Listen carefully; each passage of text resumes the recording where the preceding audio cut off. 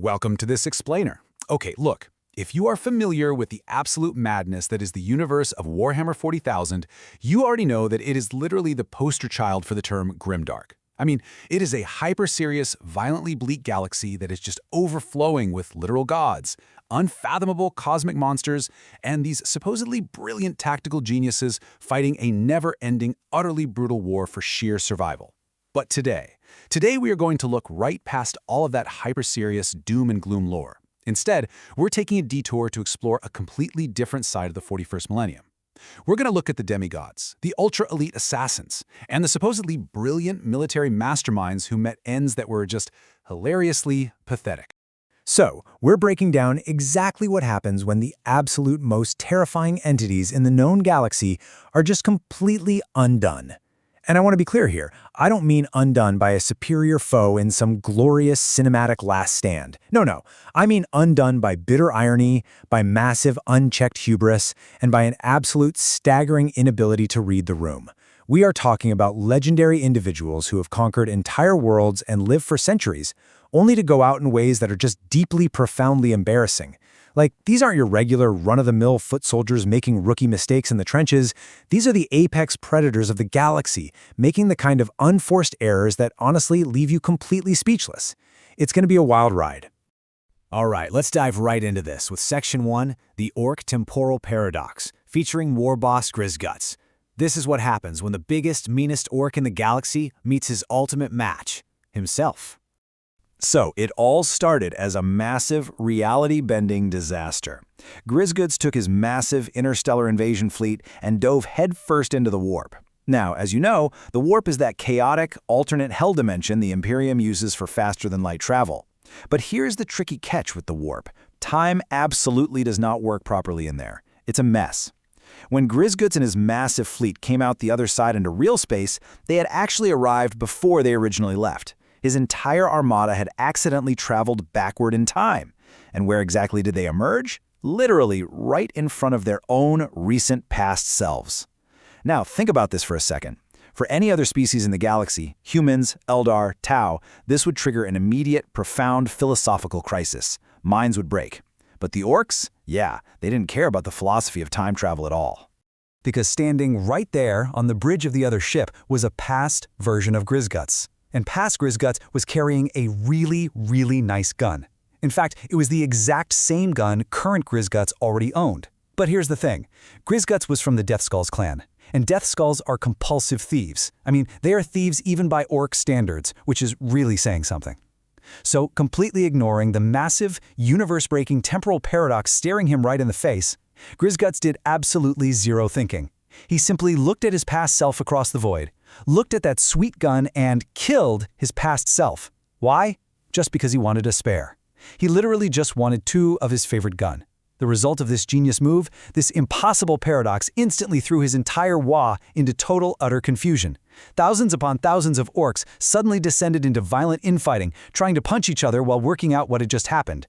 Which, let's be honest, for an orc is an almost impossible intellectual exercise. His entire massive interstellar campaign collapsed. Not because of heavy enemy resistance, not because of a brilliant counterattack, but because the boss wanted a spare weapon. Incredible. Let's move on to Section 2, the Hologram God King.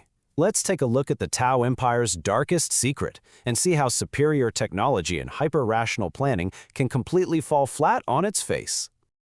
To really understand the sheer weight of this embarrassment, we need to talk about Anva. Anva wasn't just a leader. He was the supreme ethereal. Now, the ethereals are the unquestioned ruling caste of the Tau Empire. Their absolute word is what guides billions of citizens. Literally billions of Tau would gladly fight, bleed, and die on a single ethereal's command without even a moment of hesitation. It's baked into who they are. And Anva? He was the absolute top of the chain. He was the single most important individual in their entire civilization. His mere word could redirect massive interstellar fleets across the galaxy. He enjoyed a totally unquestioned, almost godlike status among his people. So, during the Second Agrellan campaign, things get messy, and Anva gets stranded behind Imperial lines. Naturally, being the most important guy in the sector, he took shelter in a highly secured, heavily fortified, deeply hidden command bunker. So how did the massive, terrifying, warmongering Imperium of Man respond to having the enemy's supreme leader cornered in a hole? Well, they didn't send a grand fleet, they didn't order a massive sky-scorching orbital bombardment, they didn't even send a platoon of space marines to kick the door down. No, they sent one single human operative. One Calexis assassin from the Officio Assassinorum. Just one incredibly creepy guy with specialist equipment walked straight into that impenetrable bunker, effortlessly dismantled the elite bodyguards, and then killed the supreme leader of an entire interstellar civilization. Just like that. Despite his absolute godlike status and unmatched security, Enval was entirely wiped out by a single infiltrator. But honestly, the aftermath of this is arguably so much worse than the assassination itself. The Ethereal Hive Council looked at the smoking wreckage of this situation and realized they had a massive PR nightmare on their hands. They decided that announcing their Supreme God King had been casually swatted by one single human infiltrator would completely shatter public morale. It would totally undermine their entire founding philosophy of the greater good. They were simply way too embarrassed to admit the truth to their people. So, what was their grand, high-tech solution? They secretly replaced him with a holographic projection. They coded an AI simulation of his personality, booted it up, and quietly issued some strict new rules stating that absolutely nobody was allowed to physically touch him or approach him without an honor guard.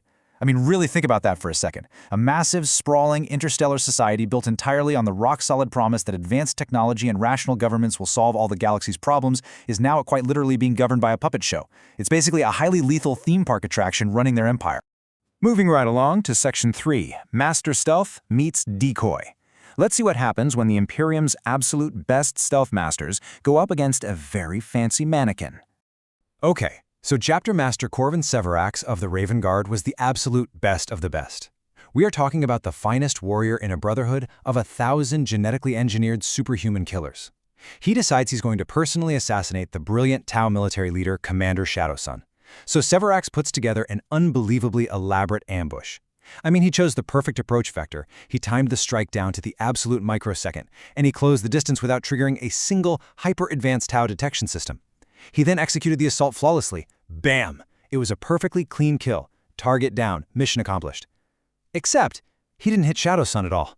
Turns out, Shadowsun had deployed a customized empty battlesuit tacked as a body double. So the Chapter Master, a genetically engineered superhuman ghost of the galaxy's most elite terrifying stealth chapter, had just successfully executed a mind-blowingly elaborate assassination on a literal piece of equipment.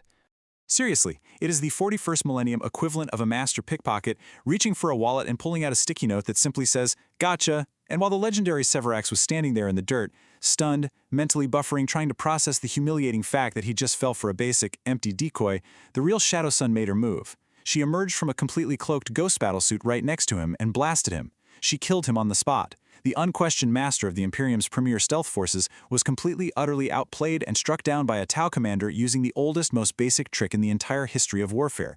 He essentially got bamboozled by a scarecrow.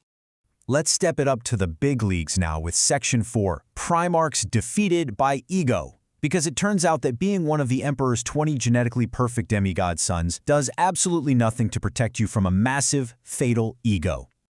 Let's look at Conrad Kurz, the absolute nightmare-fueled Primarch of the Night Lords. This guy was terrifying. He could literally see the future, and he could fight entire armies completely single-handedly. Through his precognition, he knew the Emperor was sending an assassin named M. Shen to kill him. So what does this tactical genius do? He deliberately dismisses all his elite guards. He just tells them to leave. He sits there and waits for a regular, baseline human to walk through his empty, dark hallways and behead him. Why? Purely to prove a philosophical point. He wanted to prove that the Emperor was a hypocrite for using assassins. But here is the massive, glaring, fatal flaw in his grand master plan. The Emperor wasn't even there. Kurz literally committed suicide by assassin to win a shower argument with a man who was sitting on a life support throne several star systems away and who absolutely, fundamentally did not care. And oh man, to make matters so much worse, the assassin M. Shen, she simply scooped up his crown and his jewelry on her way out the door. She robbed him.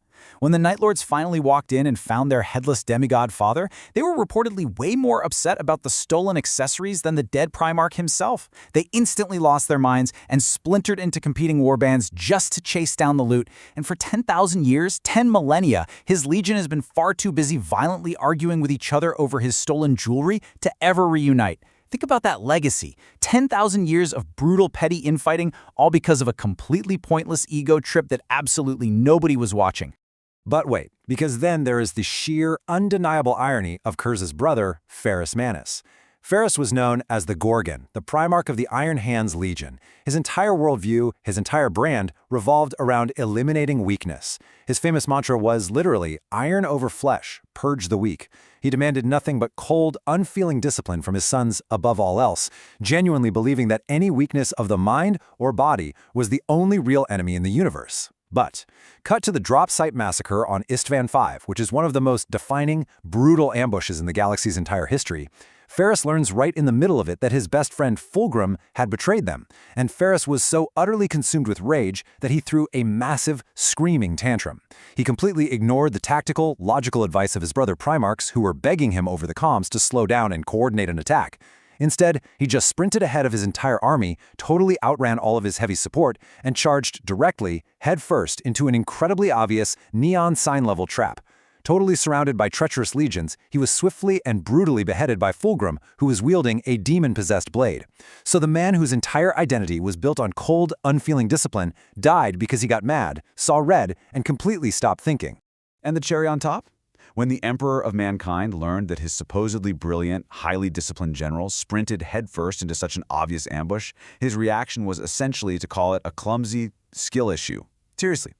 The Emperor brushed it off, essentially saying he might get around to fixing Ferrus later, which, by the way, spoiler alert, he has not gotten around to doing in 10,000 years.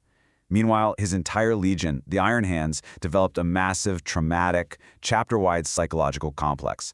They obsessively chop off their perfectly good arms and replace their flesh with cybernetics purely out of deep, deep shame, because their gene father, the legendary man who constantly preached about purging weakness, was killed by the most basic, fundamentally human weakness of all. He lost his temper. All right, let's move to our final entry. Section 5, the ultimate punching bag. Let's see how the Eldar race's most devastating weapon has somehow become the galaxy's biggest running joke.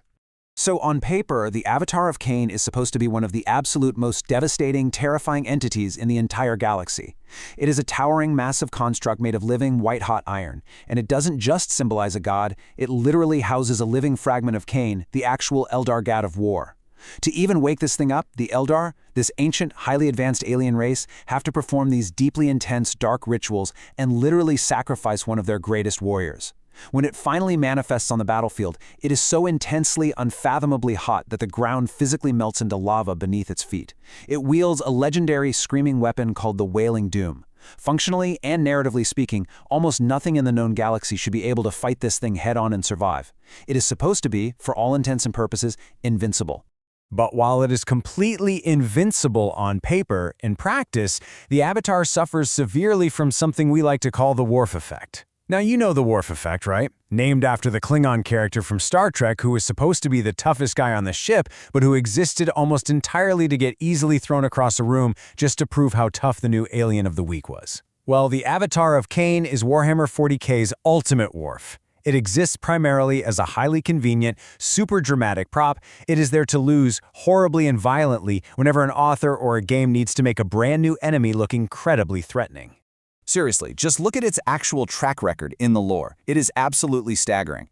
A literal fragment of a war god, made of solid, white-hot metal, was once strangled to death by the Primarch Fulgrim. Just let that sink in. It was strangled. Keep in mind, it is a molten metal statue. It does not have lungs. It does not breathe. Yet it got choked out. Another time, it was quite simply punched to death by Chapter Master Calgar using power fists, just boxed into submission. Even Lorgar, who is canonically known as the weakest of all the Primarchs when it comes to melee combat, managed to kill one, and the text actually notes that Lorgar almost pitied the thing. It has been physically run over by an orc battle wagon and a hit and run, and an orc battle wagon is essentially a ramshackle junk truck with some scrap metal and guns welded to it. And my personal favorite, in one instance, an enemy faction just dropped a building on it to crush it, just squashed it like a cartoon bug under an anvil. The sheer, repetitive pattern of its defeats has become a massive running joke in the community. The entire fanbase immediately knows that whenever the Eldar start chanting and performing their dark rituals to summon this majestic, terrifying entity, it is arriving for one sole purpose: to get utterly, comprehensively embarrassed. Need to show that a new Space Marine captain is a total badass? Have him solo the Avatar. Need a Tyranid swarm to look incredibly scary for the upcoming campaign? Have the swarm overwhelm the avatar before it can even issue its dramatic battlefield challenge. For 10,000 years, this supposedly magnificent, divine entity has been summoned just to be used as the galaxy's most reliable punching bag. Kain might officially be the god of war in the lore, but let's be real. His avatar is undeniably the god of taking L's. So, what's the crucial point you should take away from this explainer today? It's that power is completely, totally relative. In a grimdark universe completely overflowing with ancient demigods, superhuman assassins, wildly advanced technology, and legendary superweapons, absolutely nobody is safe from their own hubris. Whether it's a terrifying, precognitive visionary letting himself get killed just to win an argument in his own head, a supreme alien leader hiding behind a computer projection to save face, or a masterful stealth assassin getting entirely outplayed by a literal piece of plastic, the 41st millennium proves time and time again that ego is the deadliest weapon of all. Which really leaves us wondering, as the galaxy continues to burn and the wars wage on, who will be the next untouchable, godlike legend to trip squarely over their own ego? Just do yourself a favor. If you're ever in the 41st millennium, make sure you check for decoys. Thanks for exploring this wildly embarrassing lore with me today, and I'll catch you next time.